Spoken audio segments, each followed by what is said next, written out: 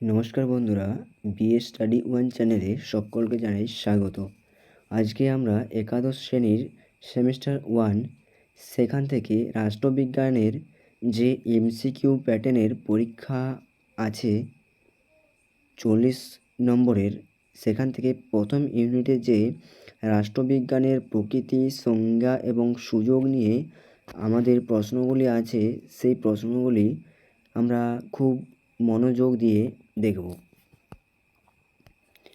প্রথম প্রশ্ন আমাদের কাছে আছে, না পলিটিক্স শব্দটির উৎপত্তি কোন মূল গ্রিক শব্দ থেকে হয়েছে? এখানে চারটি অপশানের মধ্যে কোনটি হবে? পলিস, পুলিশ, পলিটিক্যাল। এখানে উত্তর হবে পলিস। দ্বিতীয় প্রশ্ন, গ্রিক শব্দ পলিস কথার অর্থ কী? তাহলে এখানে গ্রিক শব্দ পলিস কথার অর্থ কী? না নগর বা রাষ্ট্র।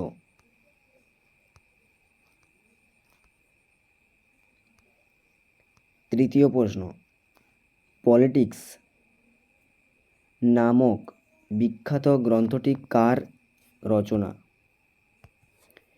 এই বিখ্যাত গ্রন্থটি অ্যারিস্টটলের রচনা।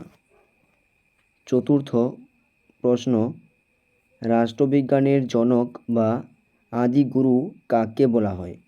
না রাষ্ট্রবিজ্ঞানের জনক বা আদিগুরু বলা হয় আমাদের অ্যারিস্টটলকে। 5 নম্বর প্রশ্ন, কাকে আধুনিক রাষ্ট্রবিজ্ঞানের জনক বলা হয়? না আধুনিক রাষ্ট্রবিজ্ঞানের জনক বলা হয় নিকোলো ম্যাকিয়াভেলিকে। 6 নম্বরে, রাষ্ট্রবিজ্ঞান রাষ্ট্রকে নিয়ে শুরু এবং রাষ্ট্রকে নিয়েই শেষ হয়, এই সুপরিচিত সংজ্ঞাটি কে দিয়েছিল? না এই সুপরিচিত সংজ্ঞাটি দিয়েছিল আমাদের অধ্যাপক গার্নার। সপ্তম বা 7 নম্বর প্রশ্ন, রাষ্ট্রবিজ্ঞান হলো রাষ্ট্রের অতীত, বর্তমান এবং ভবিষ্যৎ বিষয়ের আলোচনা। উক্তিটি কার? না এই উক্তিটি হলো অধ্যাপক গ্যাটেল। 8 নম্বর, রাজনীতি একটি সর্বজনীন কার্যকলাপ।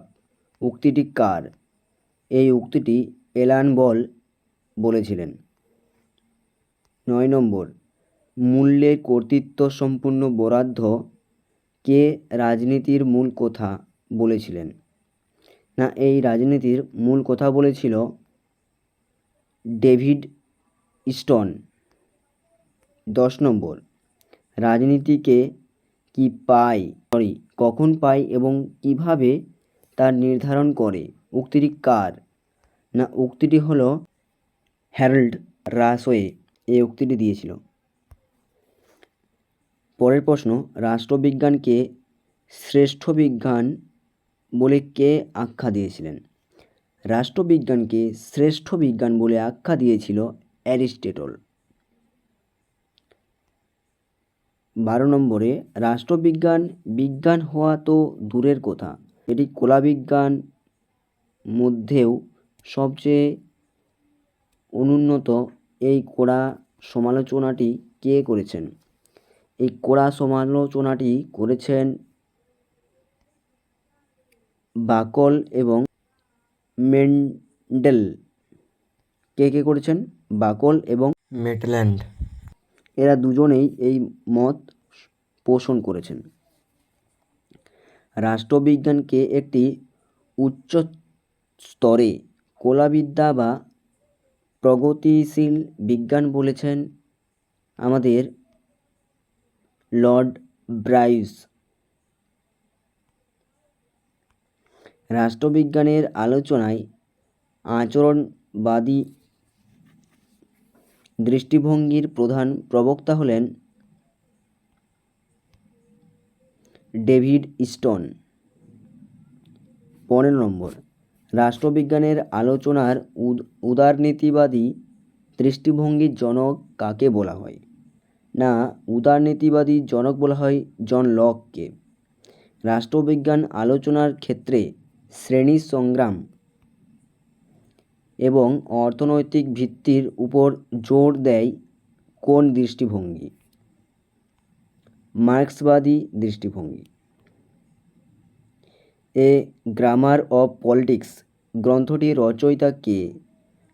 এই গ্রন্থটির রচয়িতা হল হ্যারল্ড জে লাস্কি।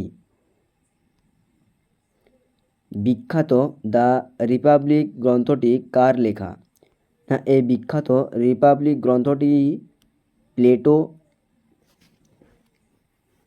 লিখেছেন। দ্য প্রিন্স নামক যুগান্তকারী রাষ্ট্রনৈতিক গ্রন্থটি কে লিখেছেন? না, এই গ্রন্থটি নিকোলো ম্যাকিয়াভেলি লিখে গিয়েছেন। মডার্ন পলিটিক্স অ্যান্ড গভর্নমেন্ট গ্রন্থটি কার লেখা? অ্যালান বলের লেখা। 21 নম্বর, রাষ্ট্রবিজ্ঞানের আলোচনা অন্যান্য কোন কোন সমাজবিজ্ঞানের সাথে গভীরভাবে যুক্ত? না, এটি